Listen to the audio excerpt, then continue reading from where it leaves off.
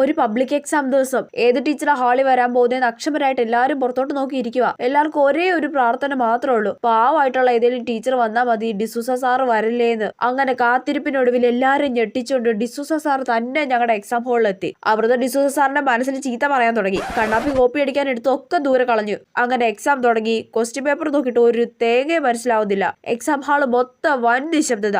സഭയെ പോയിക്കൊണ്ടിരിക്കുക. ആരും ഒരു വാക്കും എഴുതുന്നില്ല. ഡിസൂസ സാർ ചായ കുടിക്കാൻ പോയിട്ട് വേറെ ഏതെങ്കിലും പാവ ടീച്ചർ വരലേന്ന് എല്ലാരും വീണ്ടും പ്രാർത്ഥിക്കാൻ തുടങ്ങി. പെട്ടെന്ന് ഞങ്ങളെ ഞെട്ടിച്ചുകൊണ്ട് ഡിസൂസ സാർ ഒരു കാര്യം പറഞ്ഞു. ആരും ഒച്ചയും ബഹളവും ഇല്ലാതെ ഉത്തരം ചോദിച്ചെഴുതു കേട്ടോ, ഒച്ചയാക്കല്ലേ മക്കളെ. ഒരു നിമിഷം ആ ഡയലോഗ് കേട്ടിട്ട് ഞങ്ങൾ ഞെട്ടി. ഇതൊരു സ്വപ്നമാണോ എന്ന് ഞങ്ങൾ ചിന്തിച്ചു പോയി. അല്ല, സ്വപ്നമല്ലേ, ഇത് സത്യം തന്നെ. എല്ലാരും ഭയങ്കര ഹാപ്പിയായി. ഇത്ര പാവമായിട്ടുള്ള സാറിനെയാണോ ഞങ്ങൾ ഇത്രയും നാള് ചീത്ത വിളിച്ചോണ്ടിരുന്നത്? ഡിസൂസ സാർ ചായ കുടിക്കാൻ പോടേന്ന് പ്രാർത്ഥിച്ചവരൊക്കെ ഡിസൂസ സാർ ചായ കുടിക്കാൻ പോവല്ലേന്ന് പ്രാർത്ഥിക്കാൻ തുടങ്ങി. നിങ്ങൾക്ക് ഇതേപോലെ കലിപ്പലും പാവമായിട്ടുള്ള ഒരു ഡിസൂസ സാർ ഉണ്ടോ ഗൈസ്?